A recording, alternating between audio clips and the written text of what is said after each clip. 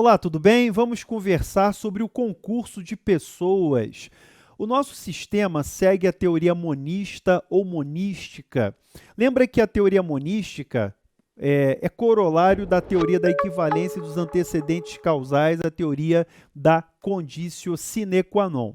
A teoria monista pura, então, ela dá um tratamento igualitário para todos os concorrentes, não fazendo qualquer distinção entre eles. Então, para a teoria monista pura, não haveria qualquer diferença entre o autor e o partícipe, não haveria qualquer distinção de tratamento entre os diversos concorrentes. Então, à luz da teoria monista, o crime é uno e indivisível e ele mantém essa sua unidade à custa da convergência objetiva e subjetiva das ações dos múltiplos concorrentes ou dos dois ou mais concorrentes. Então, o nosso sistema adota a teoria monista? Sim, o nosso sistema segue a teoria monista porque considera que qualquer que concorre para o crime, quem de qualquer forma concorre para o crime, é o que diz o artigo 29 do Código Penal, incide nas penas a este cominadas na medida da sua culpabilidade. Então, o diferencial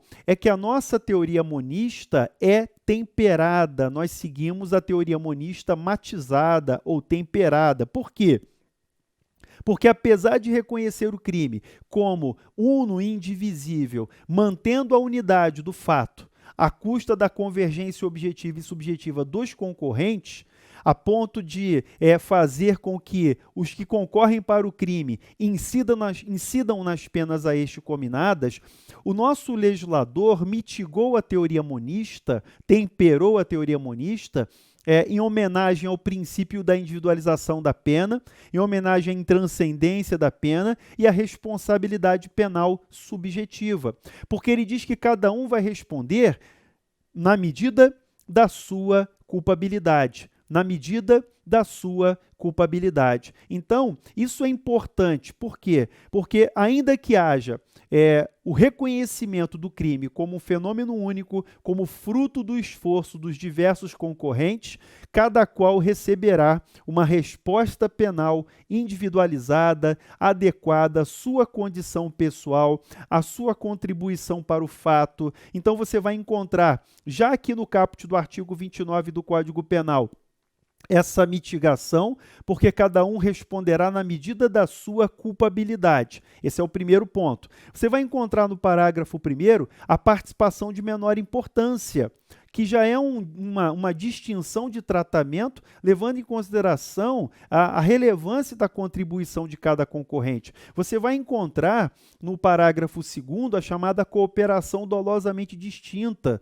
quando um dos concorrentes queria cometer o crime menos grave e houve um desvio subjetivo de condutas em relação ao outro concorrente. Então, você vai ter um tratamento diferenciado, preservando aqui a ideia de intranscendência, preservando aqui a noção de responsabilidade penal subjetiva. Isso é muito importante. Outra questão que também você vai encontrar é a incomunicabilidade das condições de caráter pessoal. Então, as circunstâncias pessoais, se não forem elementares do crime, não se comunicam. Então, por exemplo, eu sou menor de 21 anos, eu não vou transmitir, eu não vou comunicar a minha condição de menor de 21 anos para o meu corréu. Eu confessei, confissão é subjetiva. Então, esses elementos subjetivos, essas circunstâncias subjetivas não vão se comunicar ao concorrente, porque elas são de caráter pessoal e, portanto, incomunicáveis, salvo se forem elementares do crime. Isso você vai encontrar lá no artigo 30. E no 31, você vai ter as condutas de partícipe, o ajuste, a determinação, a instigação e o auxílio, que são comportamentos de partícipe, e, é claro, ali apontando para uma acessoriedade, apontando para uma dependência da conduta do autor, que pelo menos tem que ser tentada, pelo menos tem que haver início de execução para que se puna o partícipe. Então, você percebe que dentro da proposta aí do sistema, citando esses artigos do 29 até o 31, falando do concurso de pessoas, o concurso eventual de pessoas, nós temos uma teoria que é monística, até porque o artigo 13 caput do Código Penal consagra a equivalência dos antecedentes causais,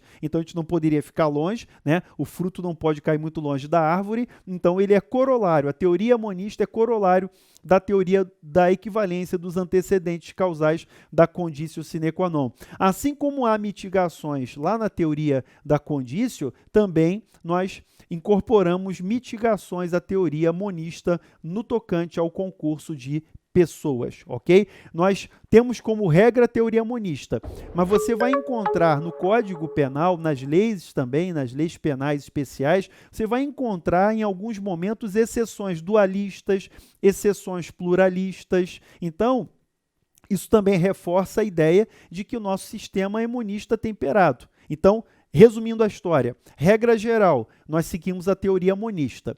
A nossa teoria monista não é pura, ela é temperada, porque ela contempla exceções que vão, é claro, garantir a individualização da pena, que vão garantir aqui o respeito à responsabilidade subjetiva em matéria penal, e nós vamos encontrar exceções que o próprio legislador quis fazer.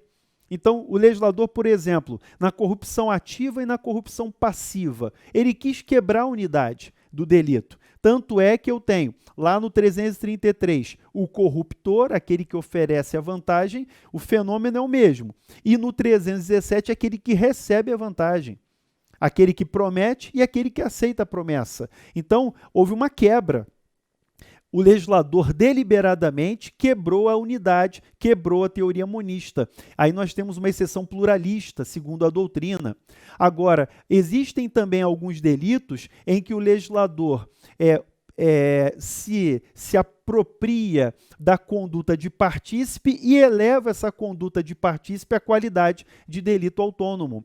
Ok? Por exemplo, quando há favorecimento real, favorecimento pessoal, quando há algum tipo de auxílio, e essa figura já é uma figura autônoma, então, por exemplo, facilitação de contrabando e descaminho, lá do artigo 318.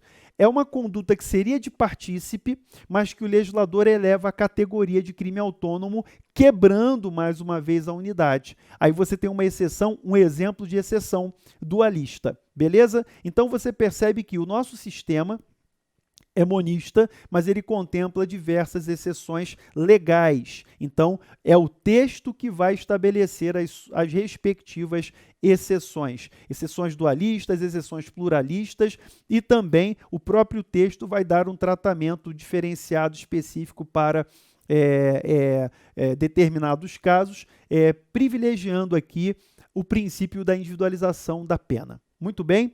Quais são os requisitos para o concurso de pessoas à luz da teoria monista? Quais são os requisitos que nós precisamos observar para identificar a presença do concurso de pessoas? São 4 requisitos apontados pela doutrina e eu queria aqui comentar esses 4 requisitos. O primeiro dele é a pluralidade de pessoas culpáveis e condutas. Pluralidade de pessoas culpáveis e condutas. Porque nós frisamos aí culpáveis, pessoas culpáveis. Por quê? Em alguns casos, nós teremos a chamada autoria mediata, que eu vou comentar mais à frente sobre a autoria mediata, em que o autor mediato se utiliza de um instrumento que é um ser humano inculpável, que é um ser humano que é usado como longa-manos do autor mediato. Então, se a pessoa que concorre, que contribui para o fato não é culpável, então não há concurso de pessoas. É necessário que haja pluralidade de pessoas culpáveis, pessoas que possam ser responsabilizadas. Na autoria mediata, o instrumento não é culpável, o instrumento não é responsabilizado, porque ele foi coagido fisicamente, moralmente, porque ele foi induzido a um erro, por exemplo, porque ele é um inimputável sem discernimento. Então, são diversas situações de autoria mediata e que vão excluir o concurso. Na autoria mediata não há concurso de pessoas. Muito bem? Agora, pluralidade de pessoas culpáveis e de condutas. Então, as condutas praticadas por cada uma dessas pessoas aí, claro, elas têm que ser destacadas, elas têm que ser individualizadas sob pena de uma responsabilidade penal objetiva. Puxando um pouquinho para o processo penal, você vai ver que muitas vezes o Ministério Público oferece uma denúncia genérica. A denúncia genérica é vedada, é proibida. Por quê? Porque na denúncia genérica ele não faz a individualização de condutas. Ele simplesmente aponta diversos autores, coautores ali, e não faz a pormenorização da conduta. A denúncia genérica, em certa medida, né, a jurisprudência tem admitido uma denúncia mais ou menos genérica, desde que, durante a instrução, se possa pormenorizar. E que na inicial acusatória seja possível fazer o contraponto, o exercício do contraditório, ok? Agora, aquela denúncia vaga, totalmente genérica, que não imputa conduta individualizada, ela tem que ser rechaçada, ela não pode ser admitida. Segundo requisito é a relevância causal de cada conduta para a consumação do delito, relevância causal de cada conduta para a consumação do delito. Esse segundo requisito é fundamental porque, mesmo que eu contribua de alguma forma, por exemplo, emprestando uma arma para alguém realizar um crime, a minha conduta tem que ter relevância causal para a consumação daquele fato. Vou dar um exemplo clássico. Alguém me pede emprestado minha arma de fogo. Tá? Hipotético, não tenho arma, tá, gente? Mas imagine que alguém vê e me procure, Marcelo, me empresta sua arma de fogo. Aí eu pergunto, para que você quer minha arma de fogo? Ah, eu vou matar fulano. Vai matar fulano? Sério? O que ele fez? E tá bom, então toma aí, tá emprestada a arma. Então eu empresto a arma de fogo, sabendo que ele vai matar alguém. Então eu sou um partícipe, eu estou contribuindo, é uma participação importante, né, emprestando aquela arma, mas eu não sou coautor do delito, eu não tenho domínio do fato, eu não executo o fato, mas eu empresto a arma, tudo bem? Só que o autor do delito, que pediu a arma emprestada, acaba matando a vítima por asfixia. Então ele tem ali uma sorte, né, no momento em que ele encontra a vítima num local ermo e ele consegue matar a vítima por asfixia sem usar a arma de fogo emprestada. Ok? Sem usar, e não usa nem para ameaçar, nem para nada, a arma é totalmente irrelevante. Então, a minha contribuição tem que ter relevância causal para a produção da consumação do delito. Se não houver relevância causal, aquela contribuição vai ser descartada, ela não vai ser considerada, então não haverá concurso de pessoas nesse caso. Terceiro, o liame subjetivo. É necessário que haja um vínculo psicológico unindo as condutas desses diversos concorrentes. Então, veja, nos primeiros dois elementos, nós temos a convergência objetiva, pluralidade de pessoas culpáveis e condutas relevantes, a convergência objetiva. Nesse terceiro requisito, nós temos a convergência subjetiva, significa que o liame subjetivo, a comum resolução para a realização do delito, então faz parte, ele consegue unir todos esses concorrentes no mesmo propósito. Essa é a ideia do chamado liame subjetivo. Então ele vai unir as diversas condutas, os diversos comportamentos praticados pelos concorrentes aí, de modo que o resultado final é fruto dessa cooperação, dessa comum resolução. Não havendo liame subjetivo, o que nós podemos ter é uma autoria colateral, por exemplo. Então, imagine que, aquele exemplo clássico, dois atiradores simultaneamente disparam contra a mesma vítima, sem que um saiba da conduta do outro. Isso é autoria colateral. Apesar de haver a convergência objetiva, falta o liame subjetivo para a produção do resultado aqui em comum. Ok? Não há necessidade de ajuste prévio, então pode haver o que a doutrina chama de coautoria sucessiva, quando antes da consumação do delito, alguém adere à conduta do outro. Então alguém já começou a praticar uma subtração. Estou furtando aqui uma televisão, por exemplo, de uma loja. De repente alguém passa e adere ao meu comportamento e me ajuda ali a subtrair aquela TV. Isso é chamada coautoria sucessiva, que caracteriza o concurso de pessoas, desde que essa adesão tenha ocorrido antes da consumação do fato, ok? Se for depois da consumação, pode ser uma receptação, um favorecimento real ou pessoal, mas durante a execução, essa aderência, chamada coautoria sucessiva, se for antes da consumação, então vai caracterizar o concurso de pessoas. Por isso que não se exige o ajuste prévio entre os concorrentes. Pode acontecer dessa forma espontânea. E, por fim, a identidade de ilícito penal. Como nós já anotamos, nosso sistema segue a teoria monista, e a teoria monista tem como consequência que o crime é uno e indivisível para todos os concorrentes. Então, quem concorre para o crime incide nas penas a este cominadas, ou seja, há uma identidade de ilícito penal. Lembrando que eu já comentei há pouco, que o nosso sistema expressamente quebra a teoria monista, quebra esse último requisito, adotando exceções dualistas ou pluralistas. Nas exceções dualistas ou pluralistas, não há concurso de pessoas. Então, o corruptor não está em concurso com o corrupto, cada um responde separadamente por seu delito. Muito bem? Então, cuidado com essa questão aí, porque a regra na teoria monista é a identidade de ilícito penal, mas o próprio legislador, se quiser, pode quebrar essa regra, criando exceções dualistas ou pluralistas. Ok? Vamos agora trabalhar a ideia de autoria, vamos ao conceito de autoria. Três teorias disputam o conceito de autoria. A primeira teoria é a teoria subjetiva ou unitária. Então, veja, eu vou falar de unitário agora, não estou me referindo à teoria monista, ok? Inicialmente estudada. Agora eu estou pensando no conceito de autoria para ninguém se confundir aí. Então, a teoria subjetiva, também chamada de unitária, afirma que o autor é aquele que contribui para a produção de um resultado penalmente relevante. O autor, a teoria subjetiva unitária, afirma que o autor é aquele que contribui para a produção de um resultado penalmente relevante, ou seja, não há diferença entre autor e partícipe para essa teoria subjetiva. Na teoria extensiva, também não há distinção entre o autor e o partícipe. Então, o ponto em comum é que na teoria extensiva, diferente da subjetiva, né, apesar de haver não haver essa diferença, melhor dizendo, não haver diferença entre autor e partícipe, admite-se diversos graus de tratamento da autoria.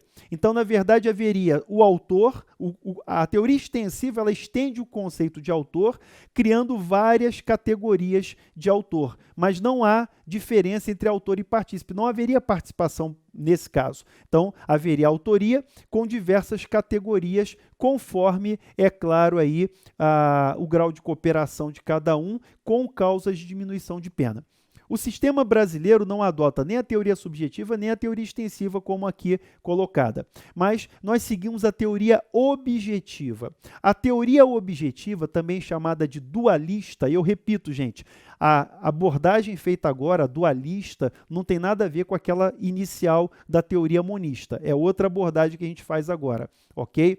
Então, a teoria dualista ou objetiva distingue autor do partícipe, Então, você vai encontrar lá no item 25 da exposição de motivos da parte geral, no Código Penal, a referência à teoria objetiva. Nós seguimos sim a teoria objetiva, isso está claro lá na exposição de motivos no item 25. Agora, a teoria subjetiva, para a nossa alegria, se subdivide em outras vertentes. E é o que a gente vai analisar agora. E aí, entendendo como é que o código se comporta e como é que a doutrina faz a crítica e traz aqui, é claro, a ideia que nós vamos concluir aí com a teoria do domínio do fato, ok? Então, a teoria objetiva se subdivide em teoria objetivo formal. Teoria objetivo formal adota um conceito restritivo de autor. O autor é quem realiza o núcleo do tipo penal. Uma boa parte da doutrina afirma que o nosso código segue a teoria objetivo formal. É verdade, muitos autores afirmam isso. Então, o autor é quem realiza o núcleo do tipo penal. E quem é o partícipe? Já que a teoria objetiva distingue o autor do partícipe, então o partícipe é quem realiza ações fora do tipo. O partícipe é aquele que instiga, que induz, que auxilia. Então, ele comete ações fora do tipo, não realiza o tipo penal, mas ele é punido porque contribui para o fato, e aí eu preciso da norma de extensão do artigo 29. Sem a norma de extensão do artigo 29, eu não tenho como imputar o comportamento ao partícipe, ok? O problema dessa visão objetivo formal é que você não vai conseguir identificar o autor intelectual, o mandante. O mandante, o autor intelectual, ele vai ficar como se fosse um partícipe, já que a teoria adota um conceito restritivo de autor, segundo o qual o autor é quem realiza o núcleo, o verbo nuclear do tipo. Então, isso deixaria aqui a gente com muita dificuldade. Isso é verdade. Dificuldade no tocante ao mandante, ao autor intelectual, a autoria mediata, ok? Dificuldade, então, nesse cenário. Segunda subdivisão é a teoria objetivo material. Para a teoria objetivo material, o autor é quem presta a contribuição objetiva mais importante para a realização do resultado, para a consumação do delito. Então, o autor é quem realiza, quem presta a contribuição objetiva mais importante para a realização do resultado, mesmo que ele não execute o núcleo do tipo. Então, para a teoria objetivo material, o foco é a relevância da contribuição e não o que ele efetivamente ali fez relacionado ao núcleo do tipo. Então, essa teoria, ela cria dificuldades porque ela acaba perdendo um pouco dessa segurança jurídica do critério objetivo, ok, em relação a executar o conteúdo descrito lá no tipo penal. Então, para essa teoria, o partícipe é aquele que concorre de forma menos relevante, ainda que ele realize o núcleo do tipo. Então, a confusão, o problema da teoria objetiva material é que ela acaba nos deixando aqui um pouco em dúvida. Por quê? O autor é aquele que tem a contribuição mais relevante, mais importante, mesmo que não realize o núcleo. E o partícipe pode realizar o núcleo, mesmo que a sua contribuição seja menos relevante. Ou seja, há uma dificuldade, essa teoria não é muito interessante, não é boa, porque ela vai gerar muita insegurança quanto a definir o autor ou o partícipe. Por fim, a teoria do domínio final do fato, a teoria finalista, então, de Weltzel, que adota um conceito extensivo de autor. Eu alerto, o nosso código não é claro, o nosso código não é expresso por adotar a teoria do domínio do fato. Mas a nossa doutrina vai abraçar essa teoria. O nosso código, com as reformas de 84, as reformas seguintes, né, ele vai tendendo aqui à teoria do domínio do fato, né, até a posições mais modernas, né, inclusive distorcidas, né, no Brasil, é a teoria do domínio funcional do fato, a visão de Hoxie. Então, mas guardando aqui que a teoria objetiva ela tem essa terceira subdivisão, que é a teoria do domínio do fato, que faz diferença entre autor e partícipe. Quem é o autor? É quem possui o controle sobre o domínio final do fato. O que isso significa? Que o autor tem a disponibilidade da decisão. Então, está nas mãos do autor a decisão sobre a consumação, sobre a suspensão, sobre a desistência, sobre as condições do delito. Então, ele tem o se e o como. Ele tem essa disposição, essa disponibilidade, esse poder de decisão. Ele decide se consuma ou se desiste. Ele decide sobre os meios, o como, ele escolhe. Então, o autor tem o domínio do fato. Então, dentro da teoria do domínio do fato, nós teremos as seguintes categorias. O autor executor é aquele que tem o domínio do fato e executa, realiza o núcleo do tipo. O autor intelectual, que tem o domínio do fato, mas não executa, mas ele planeja e tem o poder de decisão. Ele é o autor intelectual, ele delega ao executor a realização material, mas ele tem ali o poder de decisão quanto ao fato. Então, ele é o autor intelectual. E nós temos a figura do autor mediato, que é aquele que domina o fato indiretamente através do domínio da vontade de um instrumento, que é o seu mero longa-manos. Então, o autor mediato, por isso que o nome é autoria mediata, autoria indireta, ele domina o fato indiretamente, através do domínio da vontade de um instrumento que é inculpável. Nessa visão, a participação é a contribuição dolosa sem o domínio do fato em fato doloso alheio. Então, participação à luz da teoria do domínio do fato é a contribuição dolosa, só existe participação dolosa, é a contribuição dolosa sem o domínio do fato em fato punível doloso alheio. O partícipe não possui o domínio do fato característico do autor, mas ele se restringe a colaborar com atividades secundárias complementares na ação delitiva do autor, mas não realiza o núcleo do tipo penal. Veja, então aqui tem uma afetação em relação ao critério objetivo, realizar o tipo, ok? Mas ele não tem o domínio do fato, ele não tem o poder de decisão quanto à realização, quanto à desistência, ele não tem o poder de decisão no tocante a esses elementos. Quanto à participação, vamos acrescentar ainda, né, fazendo a leitura lá do artigo 31, quando o legislador diz assim: o ajuste, a determinação, a instigação e o auxílio, salvo disposição expressa em contrário, não são puníveis se o crime não chega pelo menos a ser tentado. Ou seja, aqui no artigo 31, o legislador consagra o princípio da executividade. Significa que, para que eu possa punir o partícipe, então, salvo disposição em contrário, não são puníveis essas condutas de partícipe, instigação, determinação, o auxílio, o ajuste. Então, eu não posso, nesse caso, eu não posso punir o partícipe se a conduta do autor não é, pelo menos, iniciada a execução, se o crime, pelo menos, não é tentado, ok? Então, esse é o princípio da executividade. A participação encontra também algumas espécies, né? A doutrina classifica a participação nas seguintes espécies: a participação moral, que se restringe à colaboração espiritual no delito alheio, ou seja, é a indução intencional para aquele destinatário certo, que é o autor, ele faz nascer a ideia criminosa através do induzimento, da persuasão, o que o artigo 31 chama de determinação, e também através da instigação. A instigação reforça uma ideia criminosa pré-existente. Do outro lado, a doutrina classifica a participação como cumplicidade ou como auxílio. Então, nós teremos a participação moral, que se subdivide em instigação e induzimento.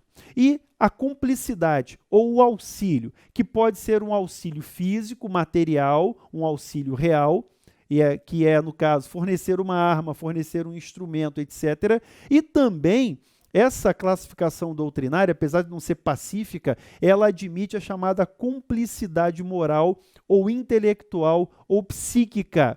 Como assim? Como é que isso acontece? Por exemplo, se eu ensino uma técnica para alguém, se eu passo um segredo de um cofre, isso é uma cumplicidade. Não é induzimento, não é instigação, é um auxílio. Mas que tipo de auxílio é esse? Um auxílio intelectual.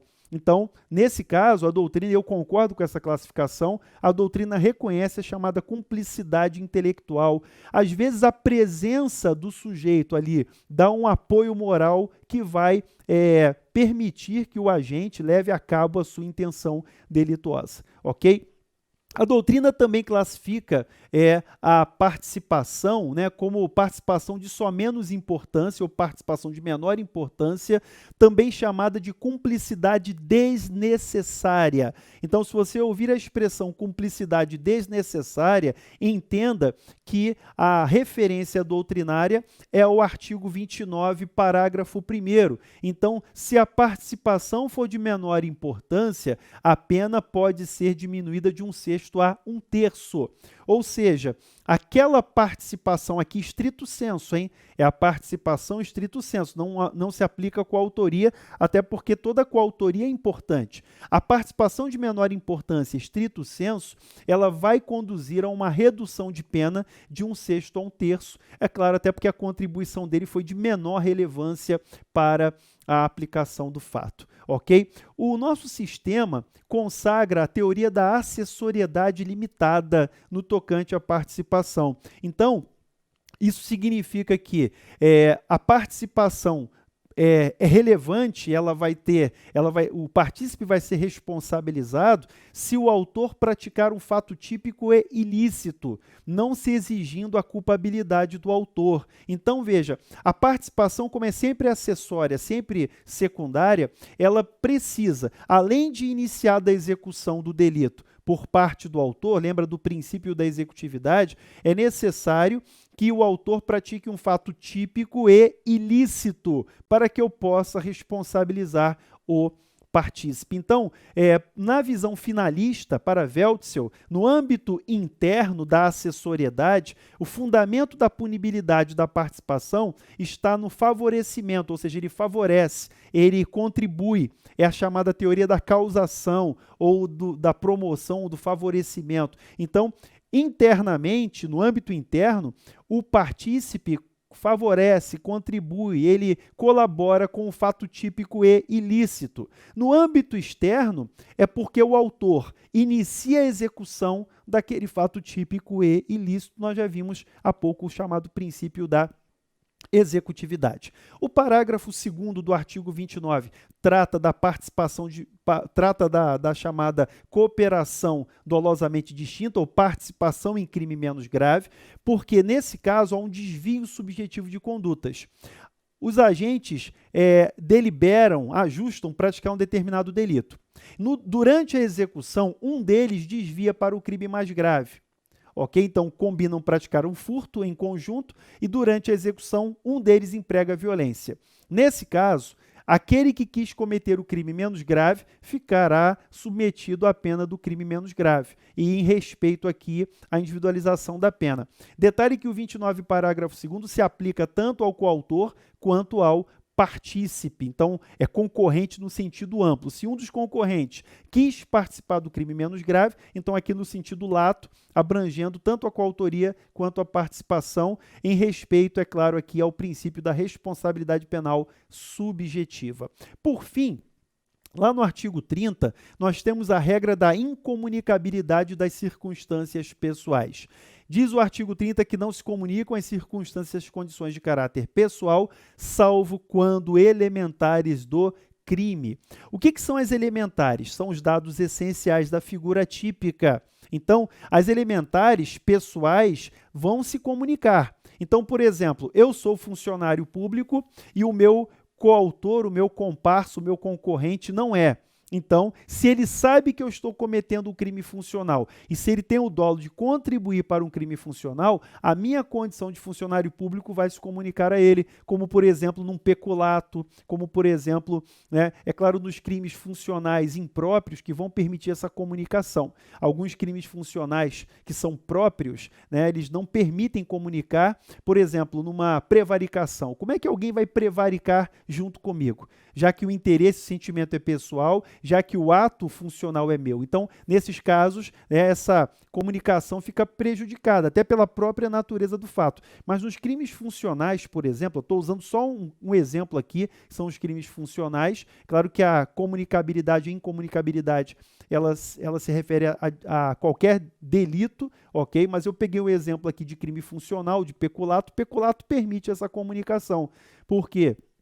Porque a ideia aqui é que alguém pode concorrer na subtração, na apropriação e, sabendo da minha condição de funcionário público, será comunicada a ele a condição por se tratar de elementar do tipo, que é um elemento essencial da figura típica. Agora, se a condição pessoal não é elementar, mas é mera questão periférica, como, por exemplo, afetando a aplicação da pena, uma atenuante, uma causa de redução de pena, uma causa de aumento de pena, então, nesse caso, não haverá comunicação. Eu confessei, mas o meu comparsa não confessou. Então, ele não será beneficiado pela minha confissão. Ok, gente? Chegamos ao final do nosso encontro, fechamos aqui esse estudo sobre o concurso e pessoas. Bons estudos e até a próxima!